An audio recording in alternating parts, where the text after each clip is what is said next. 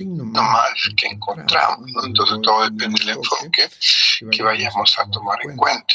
Entonces lo vamos a tomar como una nosología independiente porque la presencia de líquido puede complicar la función respiratoria, pero quiero que quede claro que esta acumulación de líquido no siempre es debido a que la pleura esté enferma, sino que puede obedecer a otras causas, ¿no? Entonces, derrame pleural es líquido. Ahora nosotros, con la clínica, lo que tenemos que tratar de comprender que puede ser lo que le esté provocando el líquido. ¿Es una causa directa del pulmón? ¿Es una causa indirecta que obedece a otras alteraciones por cambio de proteína, por cambio de osmótico, como vamos a ver cuando estamos clasificando las diferentes etiologías, ¿no?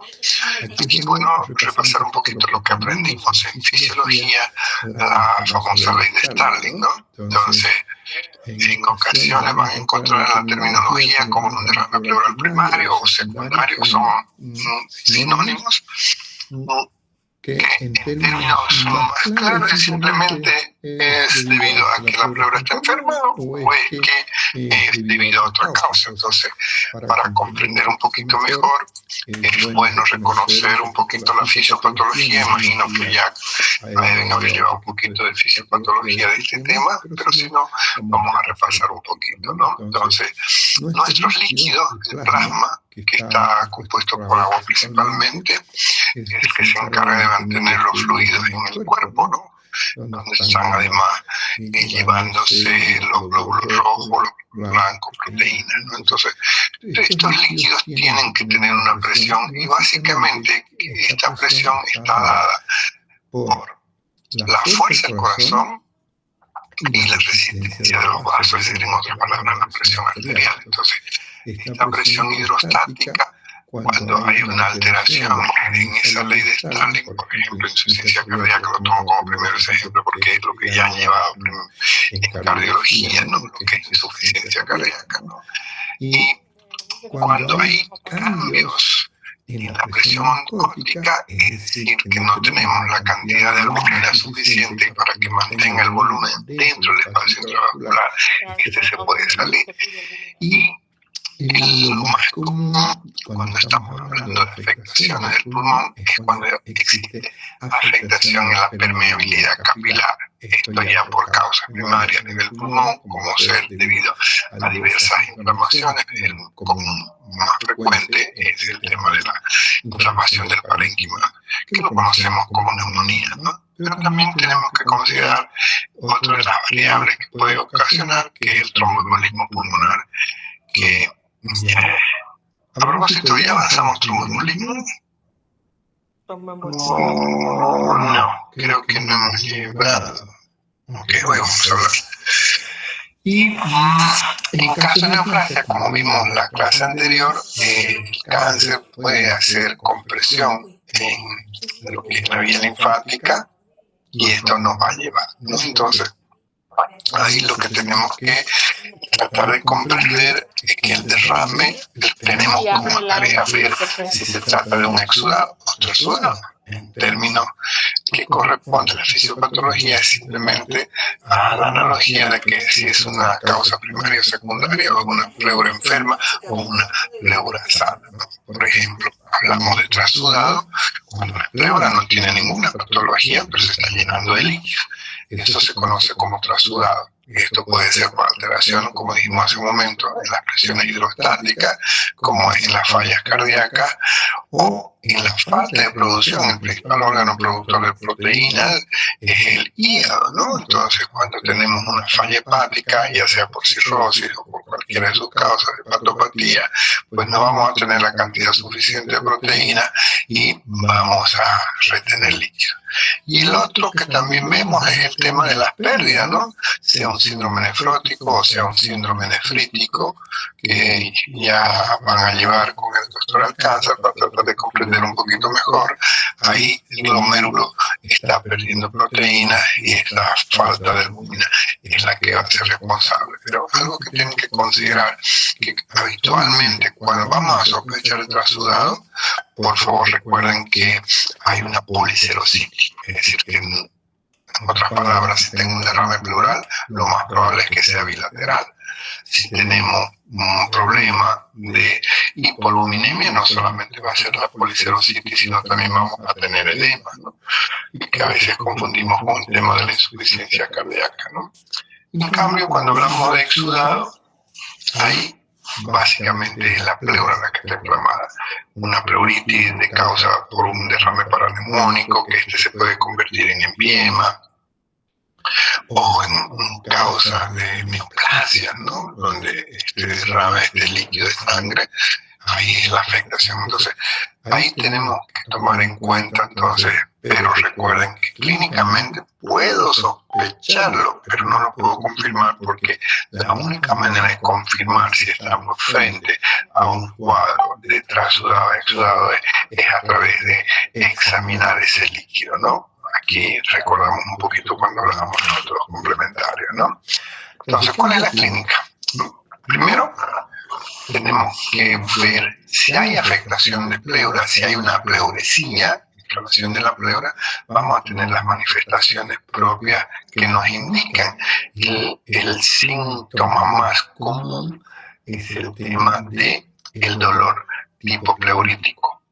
Pero si el derrame pleural no es debido a una pleuresía, es secundario al trasudado, el paciente no va a tener dolor. Entonces, ese es un dato que nos orienta. En la tuberculosis, una causa del dolor de derrame, comienza de a poco, no es un derrame de golpe, el paciente siempre se queja de un dolor torácico posterior de tipo sordo, no es muy intenso, pero es continuo, no hay una relación de inicio punto de costado. Entonces, eso nos orienta ese síntoma. Y a medida que el derrame va aumentando en intensidad, pues le está quitando espacio a los alveolos. No permite que haya esa distensibilidad del parénquima, entonces el síntoma principal va a ser la disnea. Una disnea progresiva. Entonces son los dos síntomas que nos orientan para ver si estamos con un cuadro de pleuresía, afectación de la pleura, o es un derrame pleural que no tiene, repito, por causa de afectación de la pleura, ¿no? Entonces, los signos, aquí, cuando hablamos de síntomas, estamos hablando específicamente a lo relacionado con el derrame, pero como puede ser secundario, entonces, o primario, si sospechamos que hay una insuficiencia cardíaca, o que primero vamos a tener la clínica de insuficiencia cardíaca, ¿no? Que esta puede ser aguda, puede ser crónica, dependiendo de la causa. No entro en detalle de cardiología porque ustedes son expertos, acaban de pasar con el profesor, el doctor Gandarilla. Entonces, los síntomas y signos de la insuficiencia cardíaca, a esos podríamos agregarle o confundir los síntomas o signos del derrame pleural. Vamos a ver que como signos, dependiendo de la intensidad, a medida que aumenta el espacio, pues vamos a tener pacientes que van a tener una simetría torácica, la expansibilidad puede estar simétrica. Vamos a ver que primero empezamos con la inspección, ¿no? Anamnesis, síntomas, luego inspección. Esto mientras voy haciendo la anamnesis, el examen físico lo estamos haciendo simultáneo. Entonces, si el derrame es escaso, no voy a mirar algo que me llame la atención. Pero si el derrame es progresivo, si es unilateral, por ejemplo, ahí vamos a tener asimetría. Si el paciente está con disnea, vamos a encontrar signos de taquipnea, ¿no? Si el derrame es importante, vamos a encontrar signos de insuficiencia respiratoria, la taquipnea, los usos de músculos respiratorios, la cianosis. Y en ocasiones el paciente nos puede hacer confundir con cardiopatía porque puede tener ortopnea. Entonces, para ir más específico, para el derrame, nos valemos ya no de la inspección, ni de la expansibilidad, ni la simetría, sino vamos con la auscultación. La auscultación en el derrame, cuando es pequeño, podemos tener un poco de frote pleural. pero si el derrame es importante, ya no deja que se acerque la pleura. Y el frote pleural está más presente cuando tenemos una pleuresía, cuando hay un exudado, ¿no? Pero si aumenta el volumen, ya no hay posibilidad que esas pleuras se toquen. De ahí que a la ocultación, cuando el derrame es importante, vamos a ver que hay ausencia del murmullo vesicular, no escuchamos la respiración. Entonces, ¿qué tanto? Si es solo la base, porque cuando examinamos el paciente habitualmente está sentado o está de pie, entonces el líquido por gravedad se va hacia abajo. Entonces nosotros vamos viendo, y eso es importante tomar en cuenta porque a veces el derrame es escaso, entonces examinamos al paciente de pie o sentado, delimitamos, marcamos con la uña una marquita en la piel que se note hasta dónde estoy encontrando, y luego lo pongo al paciente en decúbito lateral, en derecho o izquierdo, dependiendo de donde esté sospechando, y lo que tenía de una manera horizontal, cuando lo acuesto, la ocultación, la ausencia del murmullo vesicular ya cambia. Ese sitio que estaba ausente, ahora cuando lo acosté, libera esa parte del espacio y ya podemos ocultar. Entonces, ese es un dato que nos orienta cuando no tenemos imágenes o no tenemos ecografía. Inspección, palpación, ¿cómo están las vibraciones vocales? Las vibraciones vocales, el líquido no permite transmitir, entonces tenemos ausencia de las vibraciones vocales. Es decir, le decimos diga 33 y no la vamos a percibir. A veces, por encima del derrame, podemos encontrar un soplo tubárico o una eufonía, bien por encimita, ¿no? Y en lo que ya sumamos ocultación con palpación es la percusión. El líquido lo vamos a tener matidez. Entonces, la neumonía te da matidez, pero no te da ausencia de murmullo, más bien te da soplo tubárico, le puede dar características de eufonía, diga 33, lo escucho claringo, como si el estetoscopio estuviera delante, ¿no? Entonces, otro dato como signo, a veces está presente la tos, no siempre, pero si está asociada con otra patología como la neumonía, va a estar ahí, no necesariamente por la afectación de la pleura. Y los otros signos que podríamos encontrar en el examen físico son los signos relacionados con otra patología. Por ejemplo, hay ictericia, hay ascitis, vamos a pensar en una hepatopatía. Tiene ictericia, tiene ascitis, tiene hepatomegalia, edema de miembros inferiores, o que pensamos en insuficiencia cardíaca, ¿no?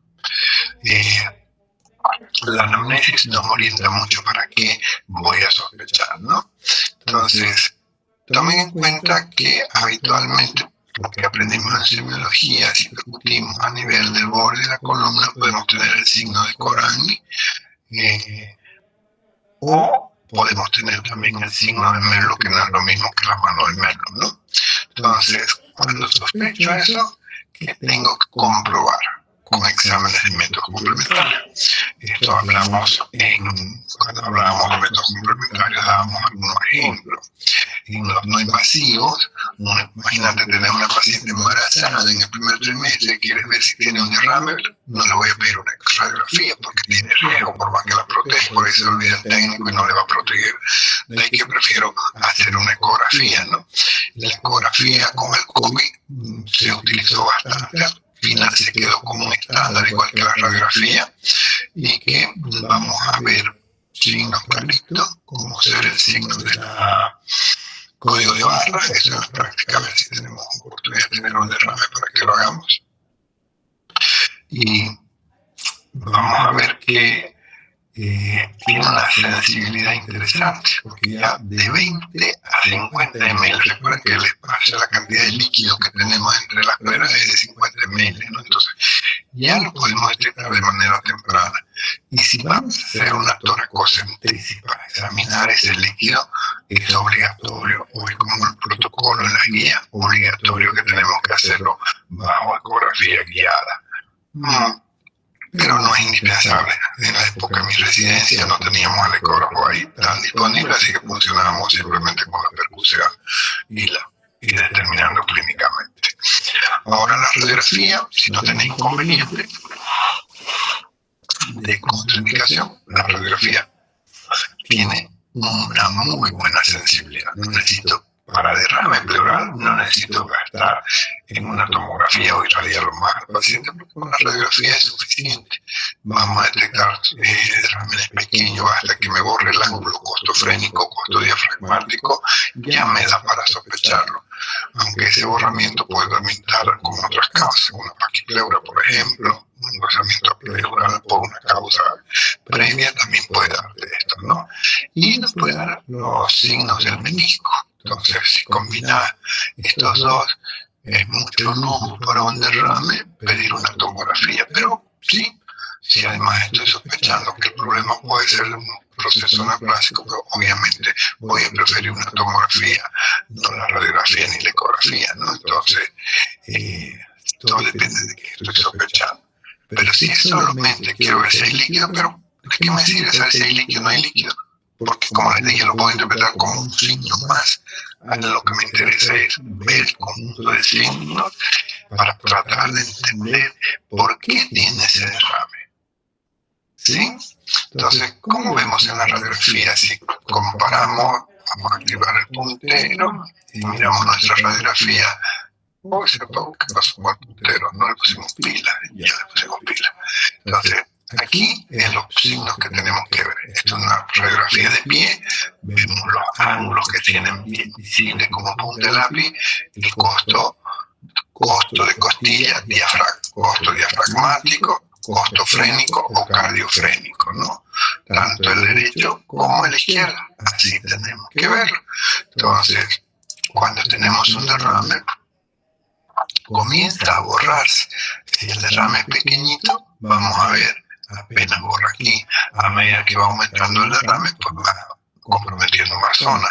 Y algo que tienen que tomar en cuenta que esa radiopacidad, su color blanco, generalmente va a tener como si tuviéramos un triángulo de base externa y vértice interno.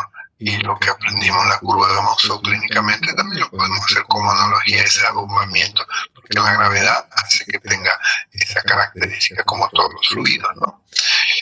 A veces necesitamos una lateral. Si el derrame es pequeño, no puedo ver. En cambio, con una lateral me permite, aunque la lateral básicamente para ver si la lesión es anterior o posterior, porque identificamos el esternón, se queda adelante, identificamos las costillas, se queda detrás, ¿no? Y a veces el derrame puede ser subfrénico, pequeñito, en lo cual a veces nos hace confundir. En la tomografía, lo puedo ver el derrame en las dos ventanas, tanto en la ventana pulmonar, parenquima pulmonar, ventana pulmonar, o la ventana mediastínica. Lo ideal es mirarlo en la mediastínica, pero fíjense, aquí me doy cuenta que hay una imagen radiopaca, está dando un nivel aire libre que ya combina un hidro de líquido, un hidroneumotórax, ¿no? Entonces, noten, aprovechando la diferencia en la anterior práctica, un compañero no reconocía si es con contraste o sin contraste. Miren, agarremos la aorta o los grandes vasos y comparamos la intensidad o el color, si quieren llamarlo, con la parte de los músculos. Es el mismo. Sin embargo, acá, fíjense cómo se ve mucho más radiopaco el contraste dentro del corazón, comparando con los músculos, es diferente, eso ahí no ayuda. Volviendo al derrame, si el derrame es importante, vamos a ir viéndolo. Recuerda que el paciente está acostado, entonces el líquido lo puedes tener desde arriba a abajo, dependiendo la cantidad. Podemos medirlo, hay técnicas cuando tenés el software, o podés medir. Y en este caso, fíjense, tenemos un derrame bilateral, más hacia la derecha que a la izquierda. Eso nos orienta a ver cuál es la causa. Aquí estamos viendo bilateral. Exudado tras sudado, no lo podría decir. Lo que sí podría decir, cuando es un hemotórax, se nota un poquito y podemos medir las unidades de Husfeld, que son las unidades que medimos en tomografía, ¿no? En esta radiografía, fíjense, el ángulo costofrénico, el diafragma izquierdo, debería estar aquí, en su homólogo del lado derecho siempre está un poquito más arriba y no está. Esto no es el diafragma, demasiado alto. Entonces esto no es el hígado, la opacidad no es el hígado, esto es el derrame.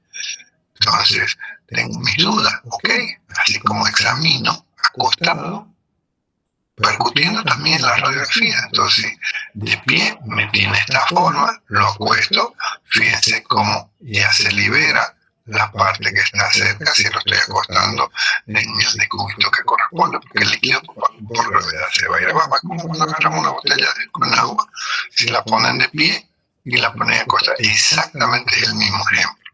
Aquí esquemáticamente el líquido está aquí, ¿no? Y a veces nos hace confundir las lesiones de diafragma. ¿Este es derrame pleural o es una paquipleural o es una telectasia masiva común? En ocasiones tenemos que mirar otros detalles, porque si fuera masivo va a estar con una disnea importante. Se supone, cuando el derrame es crónico, va llenando de a poco, a veces la disnea no es tan intensa. Pero un signo que es importante tomarlo en cuenta es cómo está la tráquea. Normalmente la tráquea la tengo que estar aquí en la mitad y de la visión de la carina. Miren cómo esta tráquea se está desviando y no hay nada que lo retraiga, porque cuando ya lo que lo tracciona, lo vamos a ver blanco, las fibrosis son radiopaco, entonces aquí no veo radiopaco, veo radiolúcido, o sea, no hay algo que me haga sospechar que hay una tracción. Entonces, porque decía, puede ser una telectasia masiva, porque hay un tumor que lo está obstruyendo, el bronquio principal izquierdo, no hay broncograma para pensar en neumonía. Ahora, okay, ¿cómo lo diferencia? Facilito, ¿no? La filtración en la telectasia no voy a tener, va a ser parecida a la neumonía. Wow, entonces, ¿qué hago? Los datos. O no quiero ser invasivo, emocionando y el paciente no me ayuda mucho. Bueno, no sé qué hago, pues le hago una ecografía, ¿no? La ecografía me va a decir si está muy engrosada.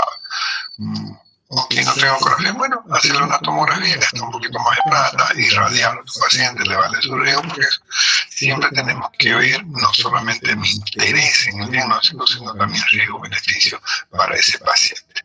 Entonces, ¿cómo hago para confirmar mi diagnóstico?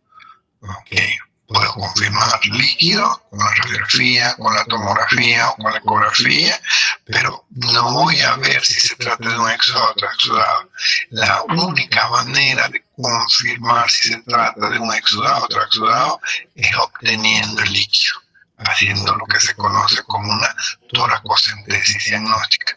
Pero por favor, si no hay una causa de policerositis, que no sea solo la punción para aspirar el líquido, sino también hacemos obligatorio la biopsia, o sea, toracocentesis más biopsia, ¿sí? Entonces, ahí cuando estamos obteniendo el líquido, vamos a ver las características macroscópicas. Nos ayuda bastante para ver si es un trasudado o un exudado con las características macroscópicas. ¿Qué significa macroscopía? Copia, mirar.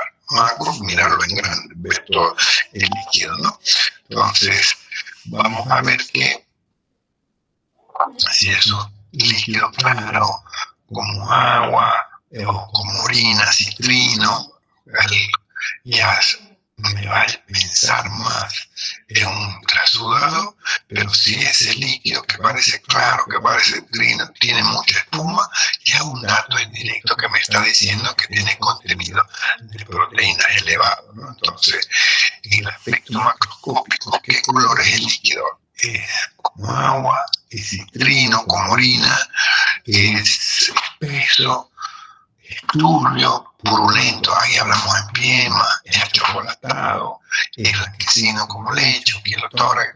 Todas esas características las tengo que ver, no tengo que esperar que me pase el laboratorio, porque cuando le hago la orden, RP, solicito examen, tengo que poner citoquímico, citocélula química. El examen me tiene que contar cuántas células tiene el líquido, qué tipo de células, si son polimorfos nucleares, mononucleares, y el químico tengo que ver cómo está la glucosa, cómo está la lactodeshidrogenasa o LDH, cómo están las proteínas, cómo están sus amilasa.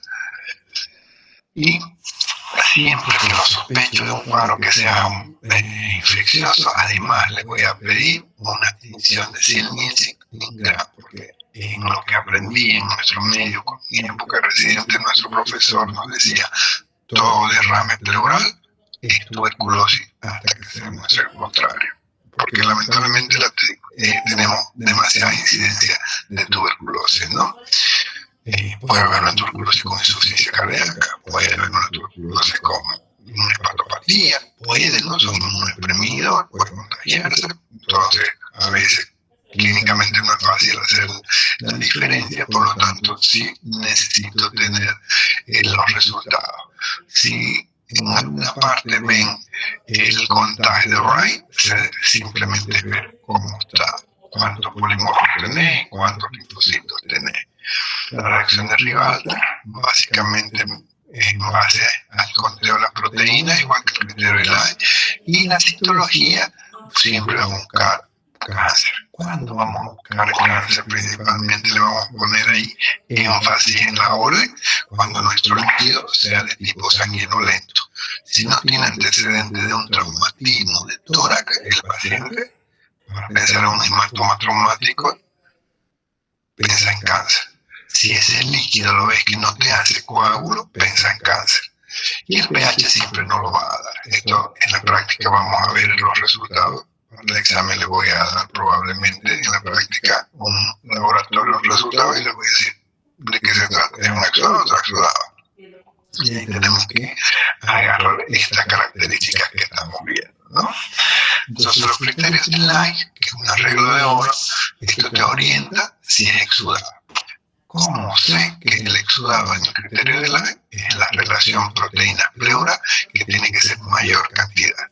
Es decir, que para poder hacer el criterio de Lai tengo que tener en el resultado el conteo de proteínas totales en albúmina plasmática. Porque si solamente cuento la de líquido, no voy a saber cómo están las de plasma, entonces no voy a poder hacer esta relación. Otra característica que puedo tomarlo en cuenta, puede ser que sea este o puede ser el otro, cómo está el LDH, tanto en pleura como en plasma. Entonces, si le preguntan el examen para poder el criterio de qué laboratorios tenemos que solicitar las pruebas en el líquido más las pruebas en el sangre. ¿Cuáles pruebas? Las proteínas totales, la lactodeshidrogenasa, que te va a orientar, ¿no? Entonces, si no hay ninguno de estos criterios, ¿qué significa? Que la pleura está sana, que el derrame pleural no es por un daño a la pleura, sino es por una insuficiencia cardíaca, un síndrome nefrótico, una hepatopatía, etc. No tiene una sensibilidad 100%, pero está por encima del 95%, por lo tanto este criterio es importante tomarlo en cuenta. ¿Sí? La toracocentesis lo van a ver con más detalle en técnica quirúrgica y en cirugía de tórax. El proceso puede ser tan simple que el paciente, en este caso, le permitimos que hable por teléfono porque estaba esperando una llamada, pero no es conveniente tenerlo distraído porque a veces el obtener bastante cantidad de líquido puede haber un riesgo que el paciente tienda a sensación de desmayo y puede caerse. Entonces, ¿qué es lo primero que se hace? Se coloca la aguja, tomamos la muestra de biopsia. Una vez que tengo la muestra de biopsia, agarro y obtengo el líquido. Aquí vemos un líquido turbio, veo espuma, ya me está diciendo turbio más espuma, que esto es un exudado. Obtengo la muestra, generalmente obtenemos 3 frasquitos de la regla, entonces saco una jeringa de 20 y lo reparto en 3 frasquitos. La llave 3 vías no permite estar organizando. Una vez que tomo la muestra, abro la vía para que comience a drenar. Si el derrame es muy intenso y tiene características de un empiema, dejo de hacer este procedimiento y coloco un tubo de tórax, como hemos visto cuando pasamos práctica en algunos pacientes con su tubo de drenaje, ¿no? Porque cuando es citrino, que puedo sacarle con una aguja hasta con una bránula grande, lo puedo. A veces no tengo el material, los pacientes no tienen los recursos y tengo que aliviarle porque el derrame masivo me le está provocando signos de insuficiencia respiratoria, ¿no? Entonces, por favor, no se olviden. Si Si lo veo como sangre, voy a pensar, si es que no hay trauma, cáncer. Buscar. Aquí le voy a decir la citología, voy a pedir los marcadores. Este paciente con esta característica ya no es con toracocentesis simple, con agujita nomás, es con el tubo de drenaje para dejarlo a caída, ¿no? Entonces, si es como sangre, es un tórax. Traumático o neoplásico. Si es como leche, pensemos en kilotora o un pseudokilo. Si es purulento, pensemos en empiema. Empiema es igual a infección, es una emergencia. Si el paciente tengo que, mientras más pronto drene ese absceso, ese empiema, tenemos más chance de recuperarlo. Si es achocolatado, pensar en una amebiasis. Si es viscoso, pensaré también en un cáncer. Dos opciones para pensar. Un mesotelioma es igual a cáncer, ¿no? Y en base a esta característica, además del citoquímico y bacteriológico, que no me dice la etiología, el citoquímico habitualmente me está diciendo de qué se trata, si es exudado o trasudado, o si es un infeccioso, pero no me dice qué tipo de infección, si es por tuberculosis, o si es por una estreptococo, etc. Entonces ahí vamos a tomar en cuenta los biomarcadores. El pH te orienta. Si tenés un pH con tendencia a la acidez, aquí te está indicando que es posiblemente una complicación de un empiema y, como les dije hace un momento, acción urgente, drenaje. Mientras más pronto, si no, el paciente tenemos riesgo de choque, ¿no? Recuerden, cuando voy a medir la glucosa, la tengo que medir con la glucosa en sangre para poder contrastar. Si el paciente está con una glucosa baja y porque si le tomas las muestras y no te diste cuenta que estaba hipoglicémico, vas a pensar que el problema es bacteriano. No, por favor, siempre las dos, aunque sea con tirita, si no tiene el laboratorio a mano, hacerle una glucosita, ¿no? Y aquí te está indicando cuando las glucosas son bajas que es bacteriano, porque se está consumiendo, ¿no? Entonces aquí sospechamos. Primera causa, por el color, purulento, infección. Pero si no tiene esa característica, y es más, con características de sangre, pensar en un proceso maligno. Y algo que es importante, que lamentablemente en el examen, a propósito, anoche, la mayoría del examen que corrí no lo he terminado, por eso no les doy las notas. Preocúpense para leer un poco más, queridos amigos. Hasta ahora no he encontrado un examen con nota de aprobación. Muchos de los exámenes en blanco significa que no le están dando la importancia a la asignatura. Les recomiendo para que mejoren ese PPA, ¿no? El test de la deadomidasa, habitualmente se utilizan valores que están como margenes entre 30 a 40 el valor normal. Entonces un valor mayor de 40 unidades por litro ya es muy sugestivo de tuberculosis. El ADA no es para otro tipo de bacteria, no es para Klebsiella, no es para Streptococcus, no, por favor. ADA es sinónimo de buscar tuberculosis.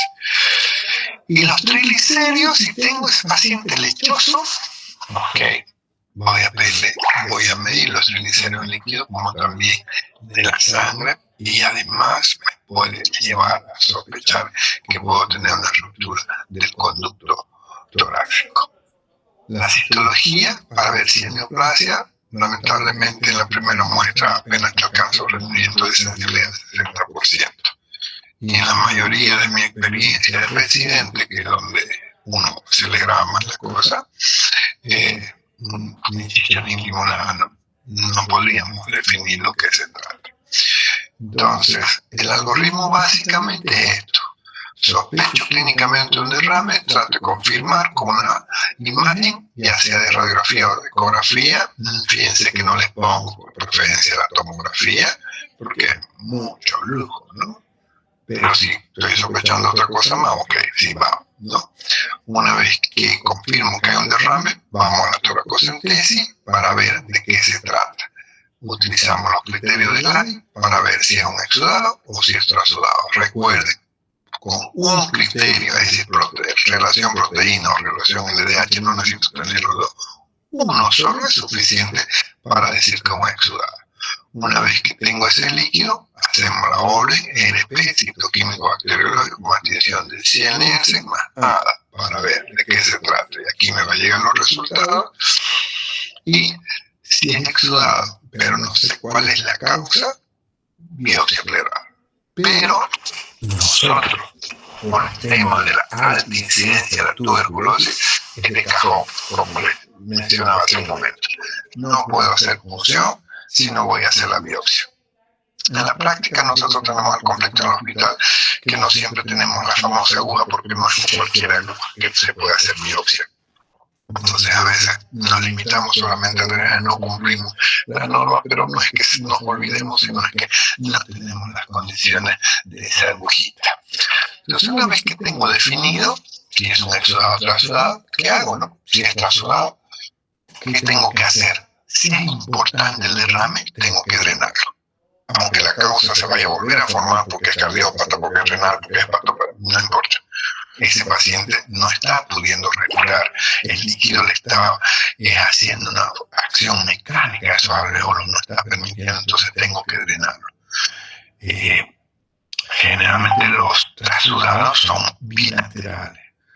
Rara vez vas a encontrar unilateral, porque si tenés falla de albúmina, pues obviamente se falla toda la serosa, ¿no? Entonces no va a ser solo la de serosa derecha o la serosa izquierda. Eso tome en cuenta, pero no es 2 más 2, querido amigo.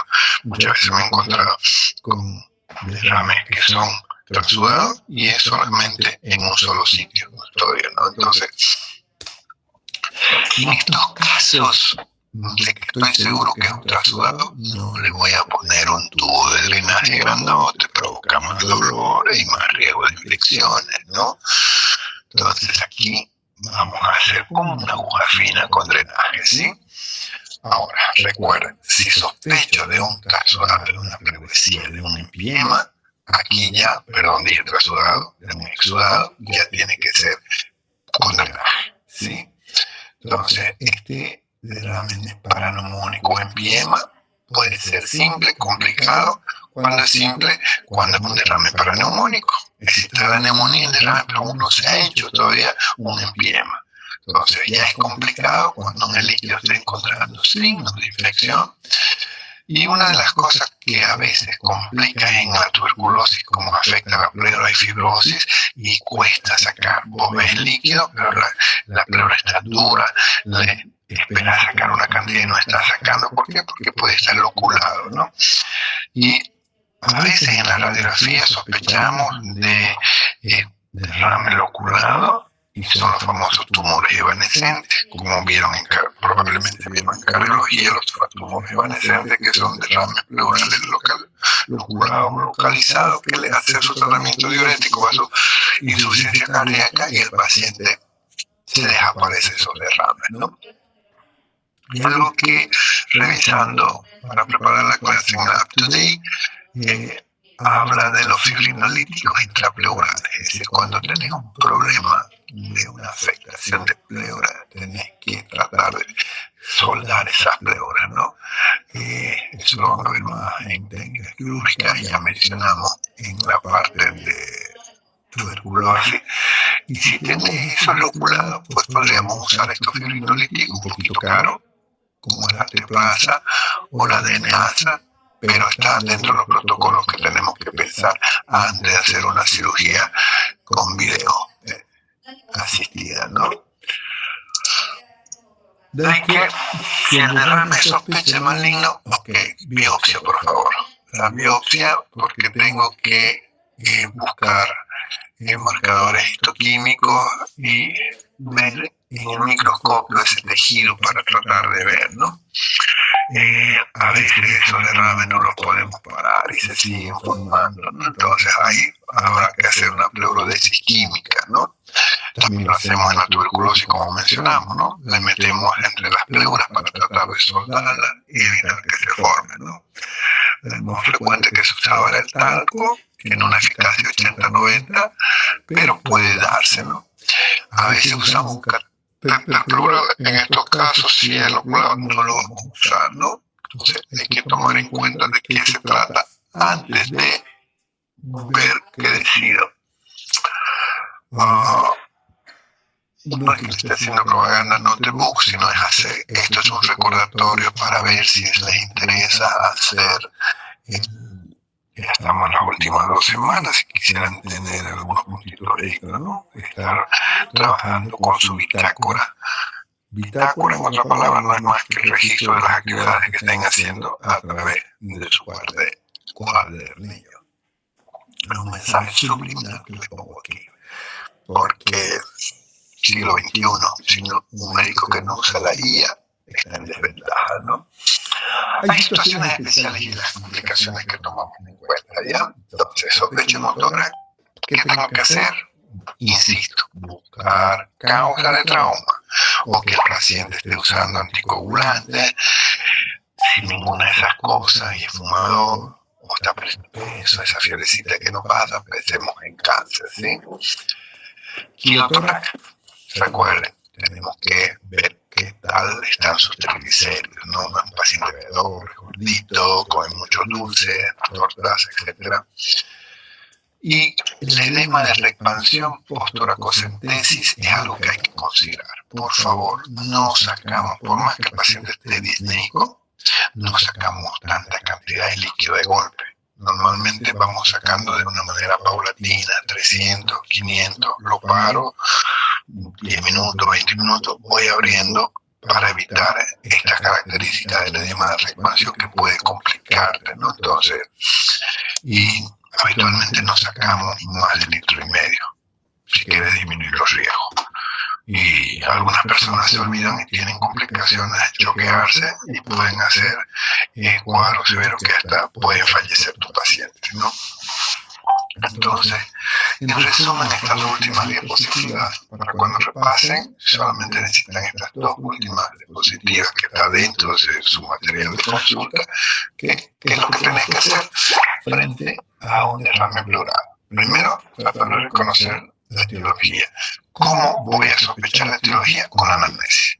Si tenés sudoración, si tenés pérdida de peso, es sintomático respiratorio, que vas a pensar en una tuberculosis. No es un cuadro agudo, con fiebre, dolor punta de costado, voy a pensar en una neumonía. El paciente dice que tiene ortopnea, que es cardíaco, toma medicación para y está, pienso en una insuficiencia cardíaca. Entonces, la etiología la tengo que sospechar previamente en la entrevista. Cuando termino la entrevista, mi examen físico, mi anamnesis, ya yo he detectado ese signo que es el derrame pleural, pero también tengo que tratar de considerar de qué se trata, trasudado o exudado. Tengo duda, hagamos la punción. ¿Qué voy a buscar en la punción? Básicamente el criterio de laico. ¿Qué tengo que ver el criterio de laico? Bueno, no me acuerdo el criterio de laico porque yo soy amigo, a veces no me dejé el nombre, me olvidé de la doctora. Decime qué vas a buscar. Con que me digas, voy a ver cómo están sus proteínas. Perfecto. Aunque no me digas cómo está su LDH, cómo está su LCM, con que te acordes que la proteína es un marcador importante. Si las proteínas están elevadas, ¿cómo sospecho que tiene proteína? Se le preguntó en el examen. Por la característica espumosa. Si veo que ese líquido tiene mucha espuma, ¿a qué? Espuma igual a proteína elevada igual a qué? A exudado. Entonces significa pleura enferma. ¿Qué tengo que buscar? ¿Cuál es la causa más frecuente de derrame pleural? Tuberculosis, hasta demostrar lo contrario. ¿Qué puede ser por una neumonía? Sí, puede ser, pero ¿qué tan probable? Ahora, la neumonía y la tuberculosis la puedo reconocer en la clínica con la anamnesis, ¿no? Entonces, tratamos de ver. Y la ecografía solo te dice que puede ser un exudado cuando es contenido hemorrágico, porque la sangre tiene otra densidad en la ecografía, la podemos ver, ¿no?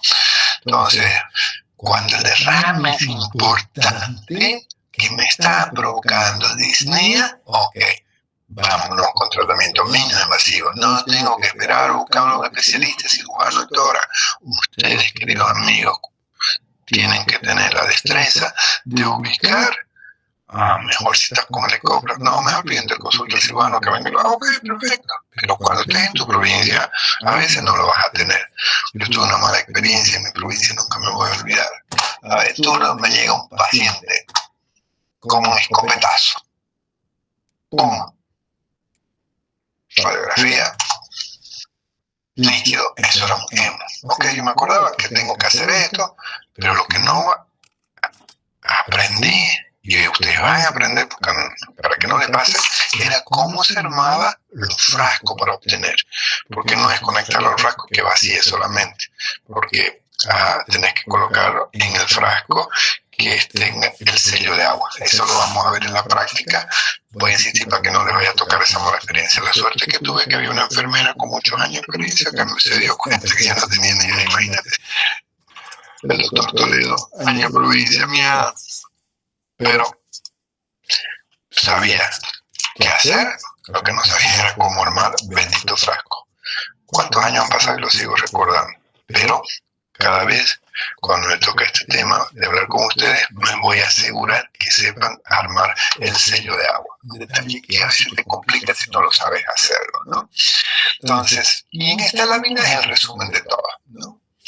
Que tengo que tener claro la fisiopatología, la clasificación. Anoche en el turno hablábamos un poquito con el doctor Aguilar y me gustó lo que me compartió, que es el ver tu pensamiento. Me mostró un artículo de Harvard que es similar a lo que hacemos nosotros con el mapa conceptual. Nosotros en el mapa conceptual de síntomas y signos tratamos de buscar, pero no entramos en la fisiopatología. Y él me mostró algo que vamos a integrar. Ustedes están llevando fisiopato, entonces va a ser más fácil. Ok. ¿Alguna pregunta en cuanto al derrame pleural? En cuanto a pleuresía. Si hay alguna pregunta, por favor, con toda confianza, pueden levantar la mano.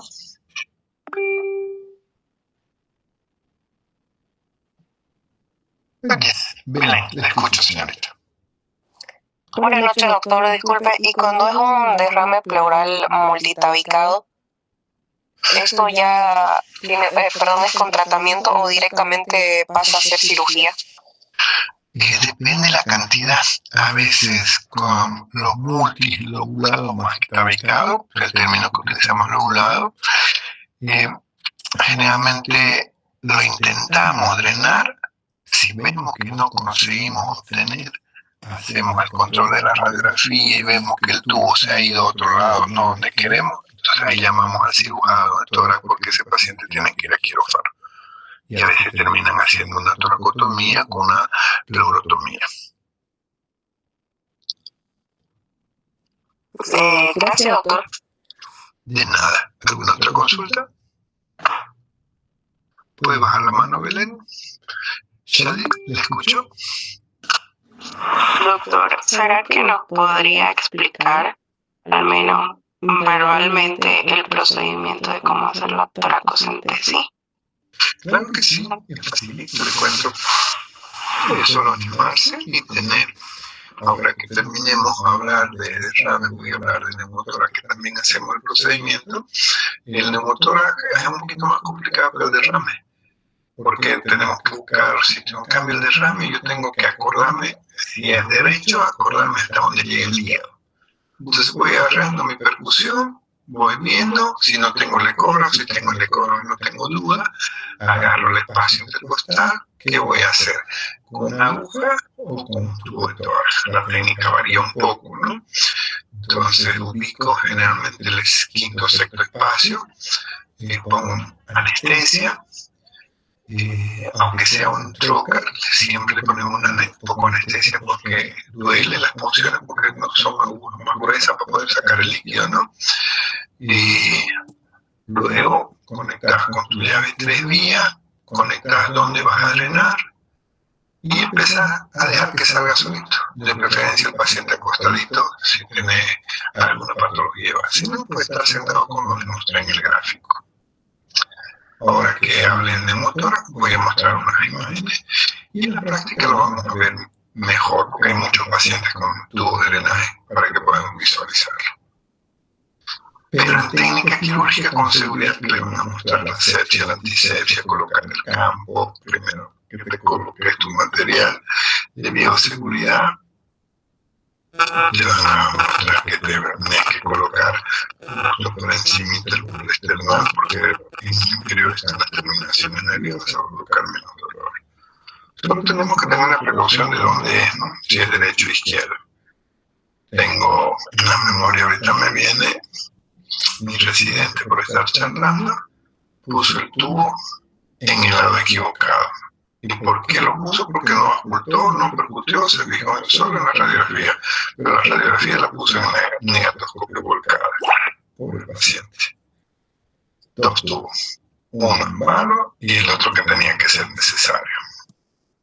Y eso no por no tener una precaución. Porque imagínate que lo pongas volcado, que el radiólogo se equivocó, no me la marca.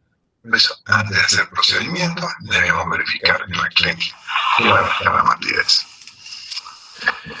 ¿Alguna otra pregunta? Gracias, doctor.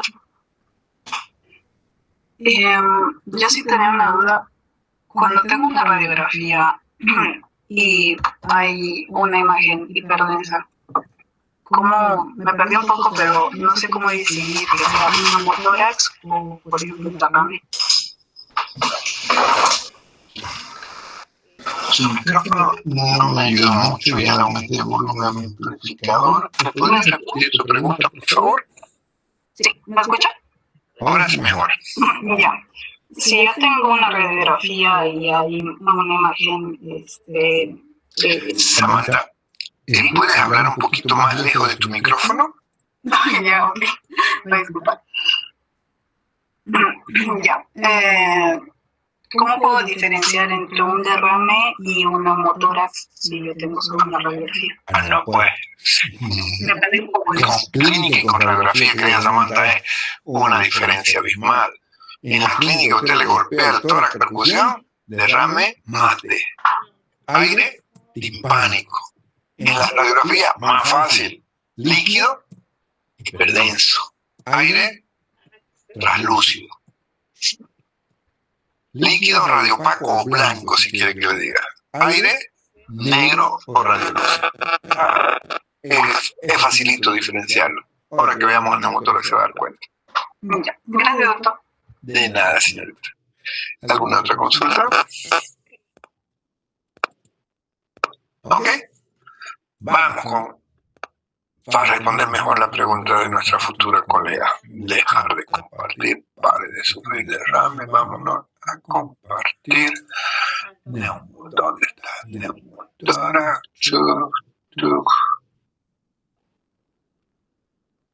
PowerPoint, cerrar PowerPoint, derrame pleural, adiós. Neumotórax, presentación, compartir.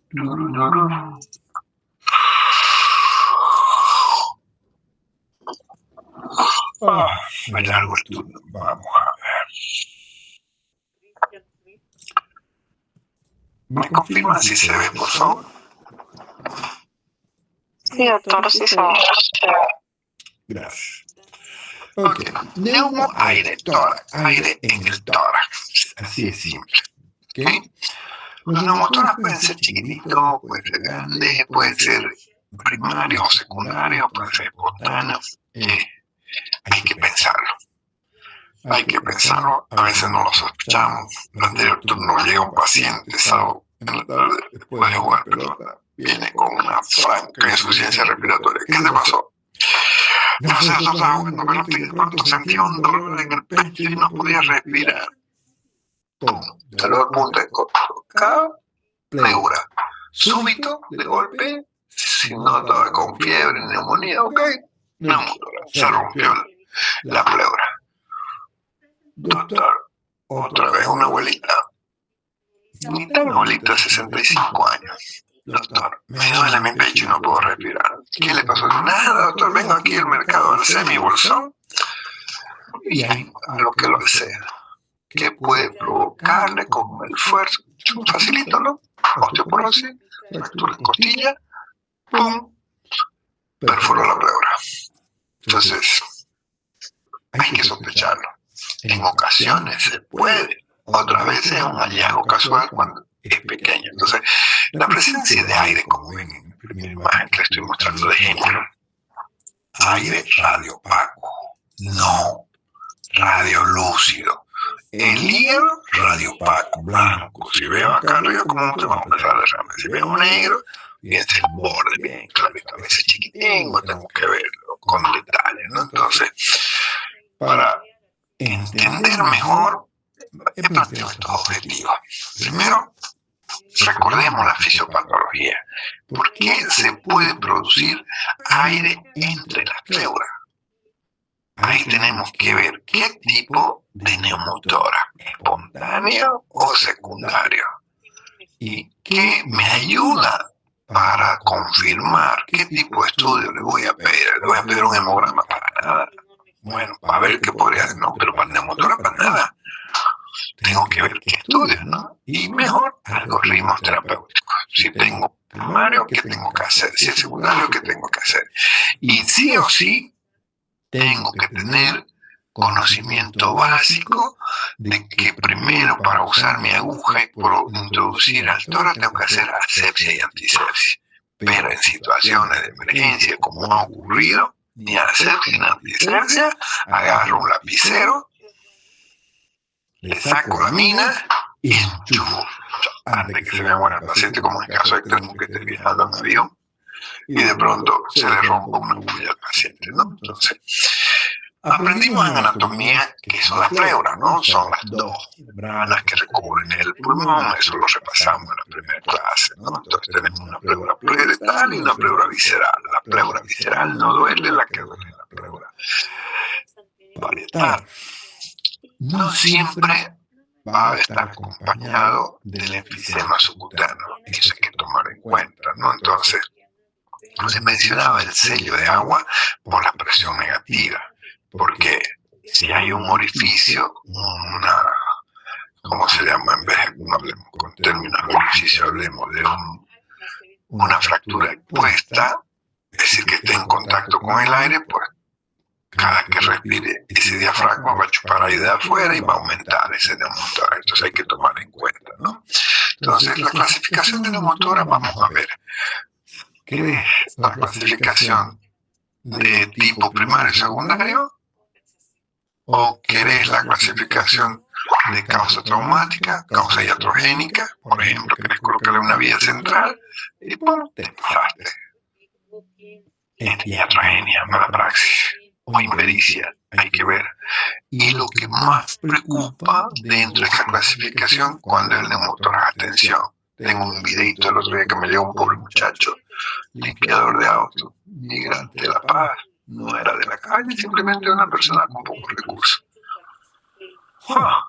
Llego en franca insuficiencia respiratoria, yo trabajo como cirujano, no hubo tiempo de llamar al cirujano, el cirujano estaba teniendo un paciente, no tenía opción de esperarlo, ahí nomás, sin ponerme ropa apropiada, solamente guantes y limpiar.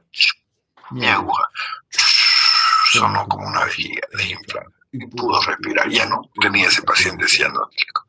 Ya después viene el cirujano, le pongo la antibiótica, pero cuando estamos pensando en nuestra extracción, ese minuto de duda, ese puede ser la diferencia para que esa persona te pueda hacer un paro respiratorio, ¿no?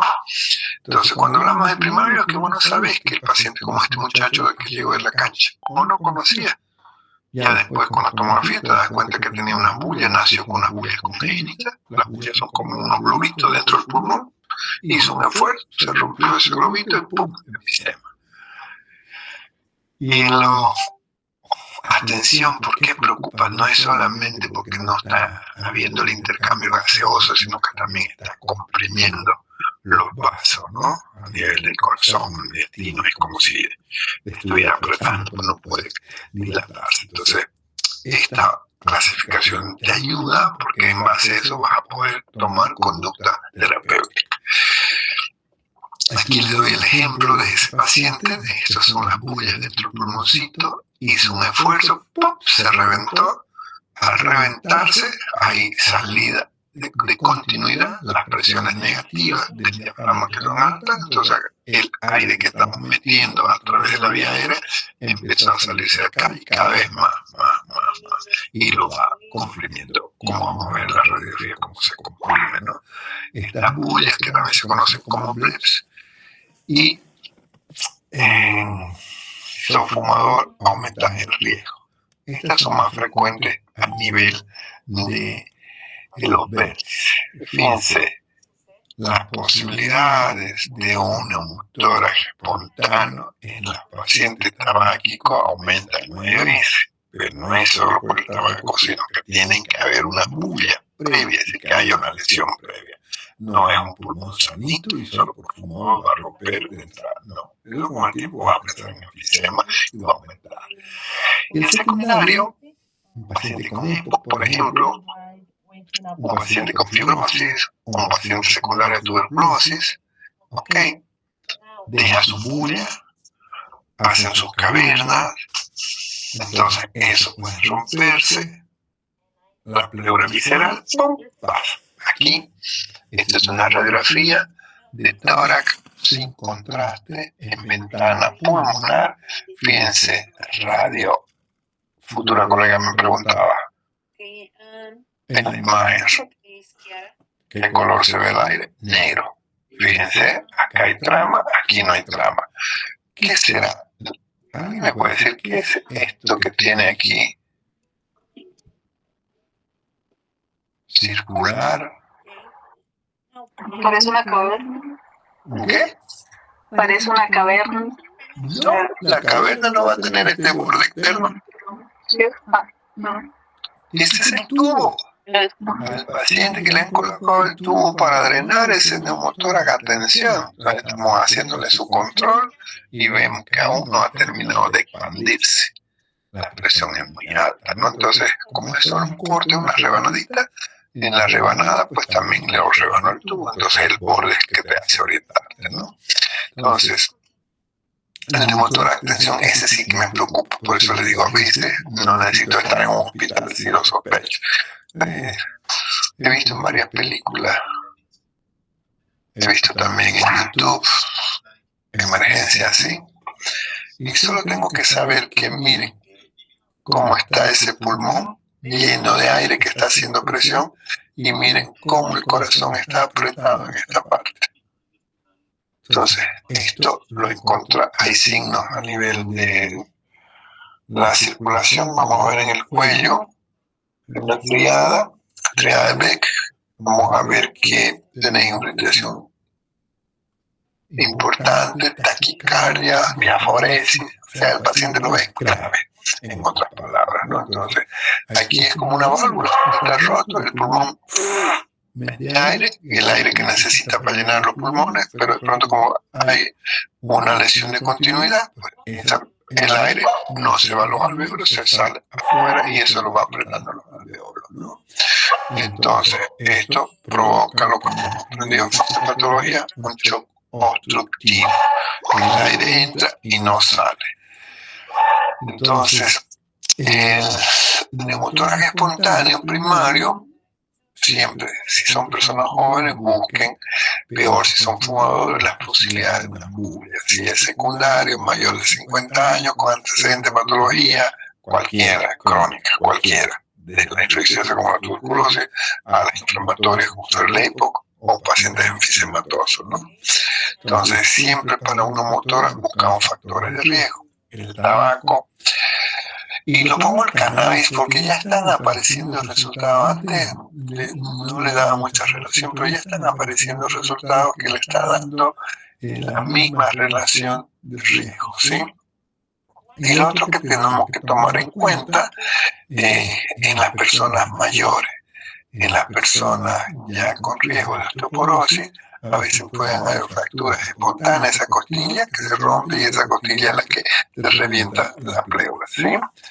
Desde el punto de vista fisiopatológico, para entender un poquito, vamos a ver, si entra aire, hace una presión física, ¿no?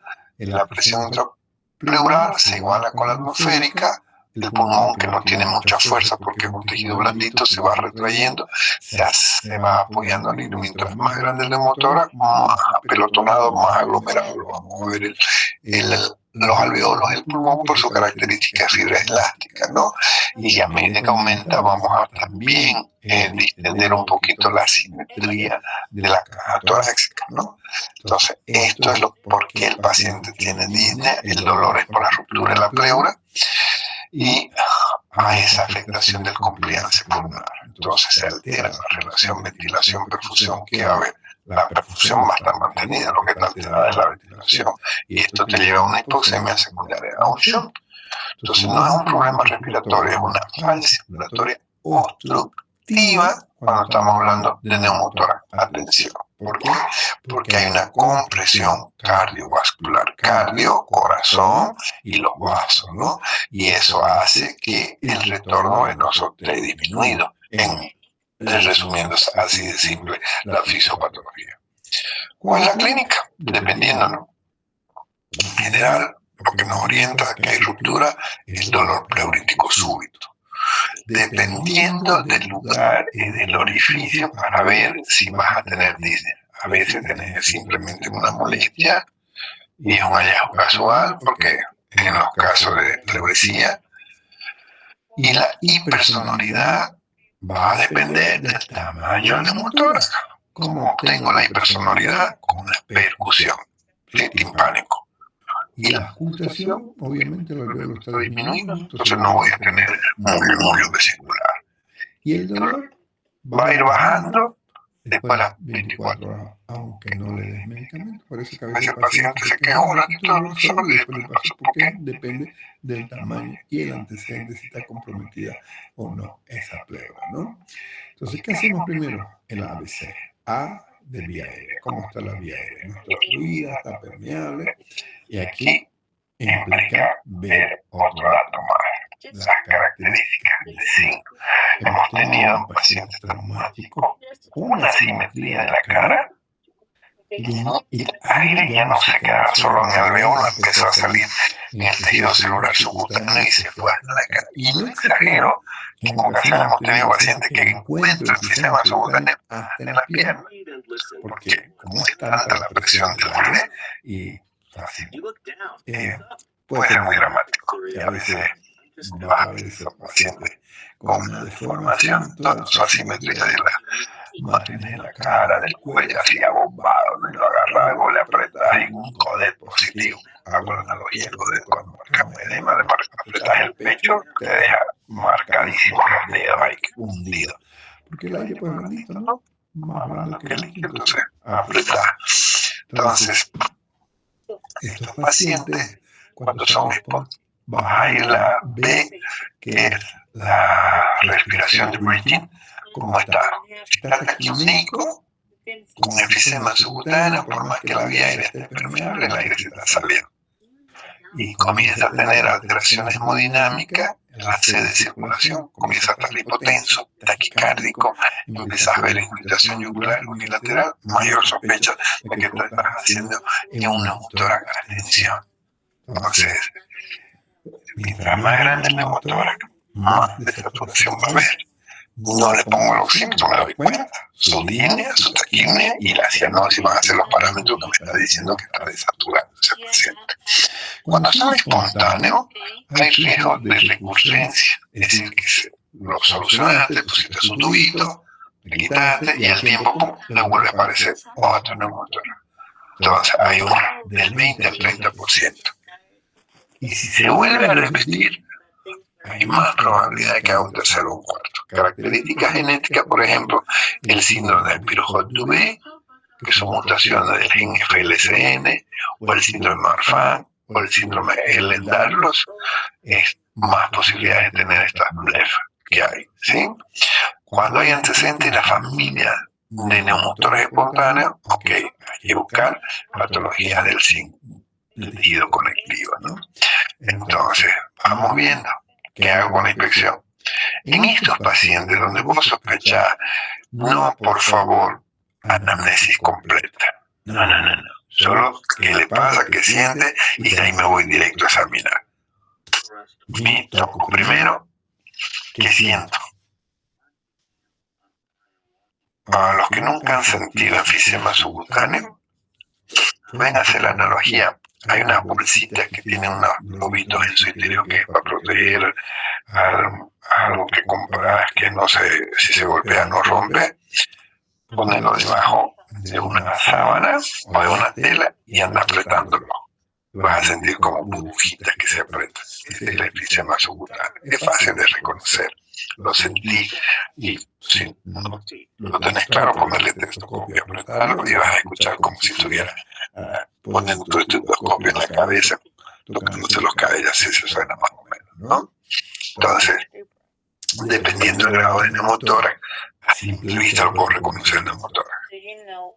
Cuando tenés esa simetría de la cara, del cuello, es un neumotórax. Pero van a ver que no hay dos malos. Hemos tenido un paciente con neumotórax importante sin enfisema subcutáneo. Es decir, que no rompió la pleura hacia el lado adentro, no hacia el lado de afuera, ¿no? Entonces la palpación, el aire. Perdón, un ratito, creo que está llorando. Listo,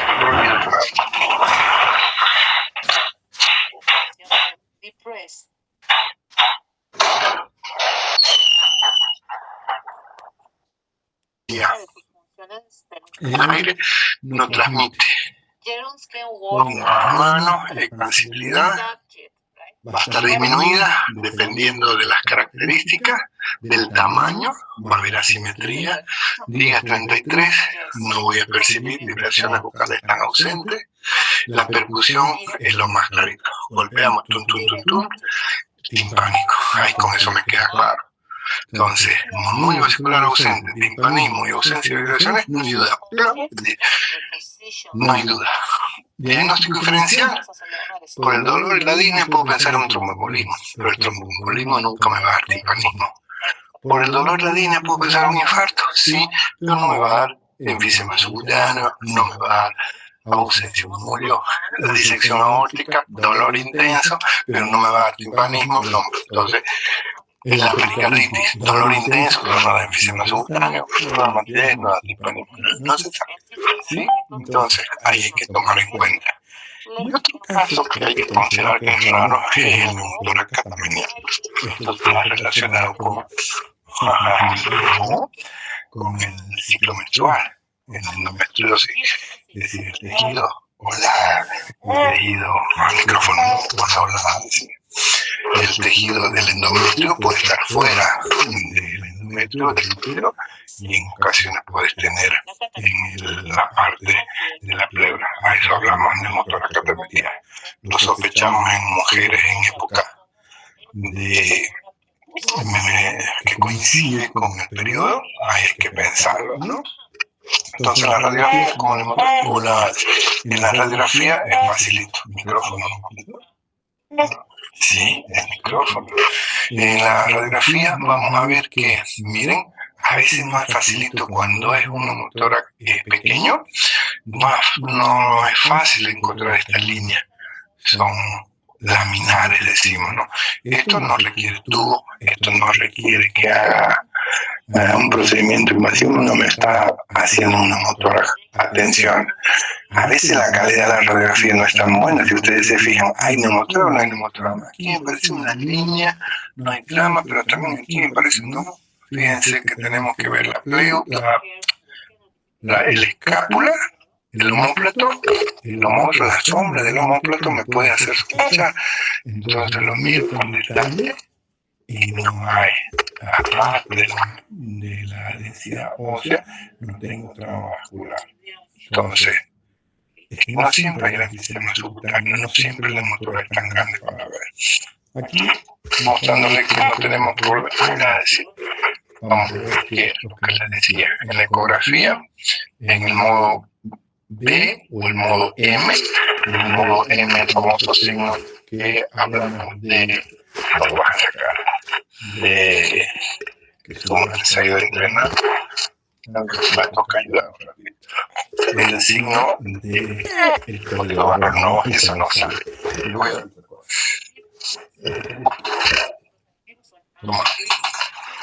ahí está.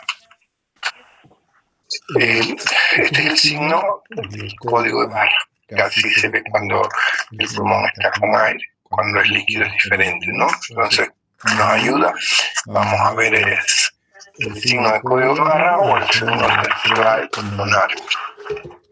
Y cada vez más ustedes, todo médico debe tener dentro de su formación el focus, que es la abreviación de ultrasonografía en el punto de examen.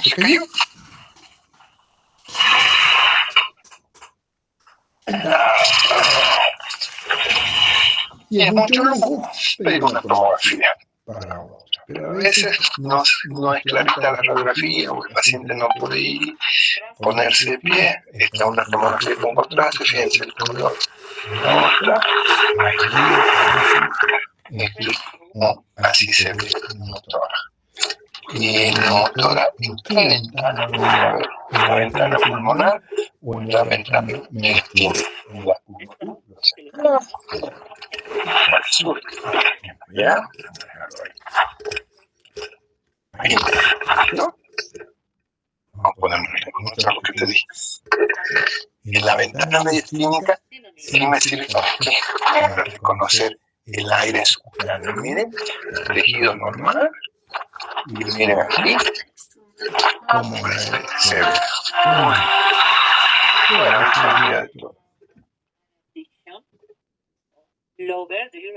¿Quién llama?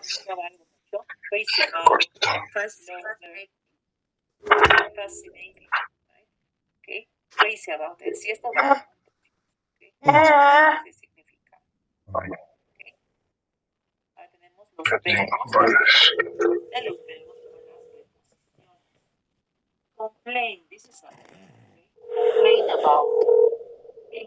Hola.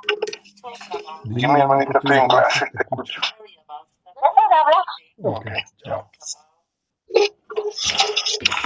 Entonces, esto es lo que quería decirles. Aquí es lo que encontramos, ¿no? Cuando examinamos la piel, apretamos, se siente como burbujita. Y en la radiografía, en la tomografía, lo vamos a reconocer en el enfisema porque se ve negro, el aire es negro. No tenemos que ver negro dentro del tejido celular. Eso es enfisema subcutáneo. Entonces, el tratamiento, si es una mina chiquitita, observación y oxígeno nada más.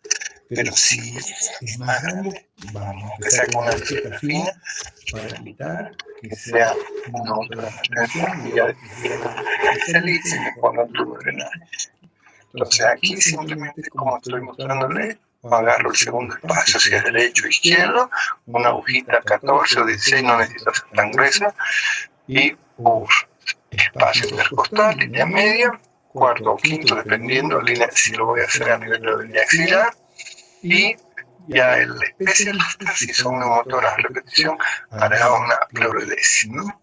Entonces, esto, es decir, el procedimiento de una motora grande y abundará es similar. Colocar los tubos de drenaje. Lo puede hacer el cirujano, pero todos los médicos, ¿qué? ¿Dónde querés? Abringamos ahí, ¿no? Y esto es lo que les decía del sello, ¿sí? Aquí nosotros tenemos, sea aire o sea líquido, lo que vamos a drenar, tenemos que tener la precaución que conectamos tiene que ser el que está conectado por debajo del líquido. Este es el sello de agua. Esto es lo que vimos había en plugins y ya no vamos. Entonces ya abrimos. Entonces conectamos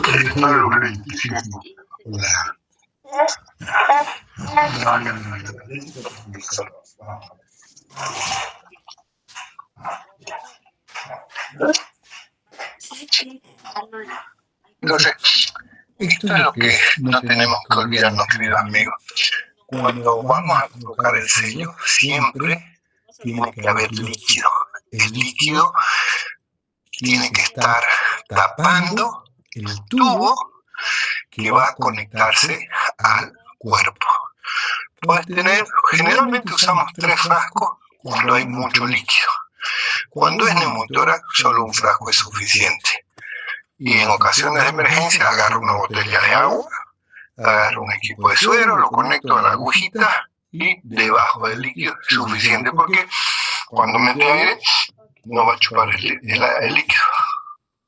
Es más denso, ¿no? Entonces, este es el famoso sello de agua. Cuando hablamos de la pleurodesis, en estos casos, mire donde hay bulla, un paciente con multibullias por época que se pueden romper, cada que se rompen, liberan a la pleura. Entonces, aquí vamos a llenar, puede ser talco entre las pleuras u otro material químico que provoca la irritación y las pleuras se adosan, se juntan juntarse, ya por más que se vuelva a romper, ya no va a provocar esos derrames. Eso ya como el cirujano de tórax. Como complicaciones a la recurrencia, tómala en cuenta el edema por expansión, las infecciones si no tenemos la precaución de la bioseguridad y la posibilidad de que cuando esté funcionando toques una arteria y provoques como complicación un hemotórax.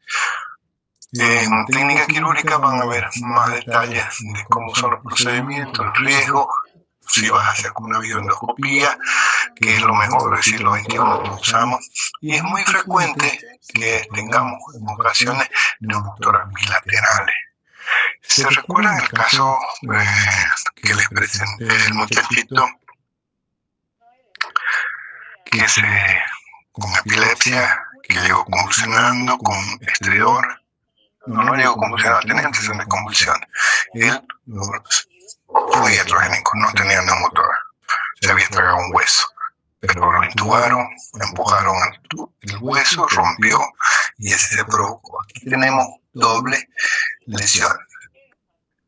Más líquido, este es el hidroneumotórax. Miren el pulmón como está chiquitín aglomerado. ¿Por qué? Por la presión del aire, no la presión del líquido. ¿Sí? Acá, un proceso neumónico, porque hay broncograma. Entonces esto ya es más grave, ¿no? Son pacientes con línea en el cual tenemos que colocar los tubos, como hicimos con el abuelito hace unos 2 días. Pronóstico, el espontáneo, la mortalidad está por debajo del 1%, no es tan grave si logramos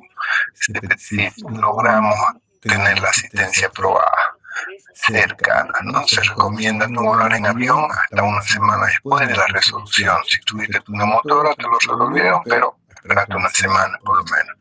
Los buceadores no tenemos tanto conflicto porque no tenemos nada por acá. Y la tasa recidiva es alta, en el espontáneo hasta 50%. De aquí siempre, para evitar recidiva, que se recomienda que consulten al cirujano para realizar la pleurodesis. Y para terminar, queridos amigos, recuerden, no esperen la radiografía. Como les voy a mostrar en algún momento, lo tengo el video de ese muchachito que limpiaba autos, que les mostré, no esperes radiografía. Después viene mi colega, el cirujano, cuando ya yo había puesto por pensar que no tenés que demostrar a otro colega lo que vos estás sospechando si vos tenés la certeza, ¿no? Y la ecografía es superior en trauma. ¿Por qué? Porque vas a ver líquido también, ¿no? Pero cuando tenés el enfisema subcutáneo, no necesitas radiografía, no necesitas ecografía para saber qué es el cuadro. Y con la clínica, si trata clínico disneico, es una motora grande. Lo ideal, siempre imagen, pero en ocasiones, queridos amigos, no te da tiempo de llevar los rayos X. ¿No? Y ojalá ya tuvieras un rayo X portátil como nosotros, no todos los centros no lo tenés, entonces tenés que darle acceso, porque la vida de tu paciente está en juego, mientras más pronto tengas acción. Lo tienen en su material, un resumen, con un grafiquito, en el cual identificamos, buscamos factores de riesgo, llegamos a su diagnóstico y qué es lo que vamos a hacer y cómo lo configuramos, cómo confirmamos el diagnóstico, facilito. Ok, ¿alguna pregunta? Prevent someone from refrain from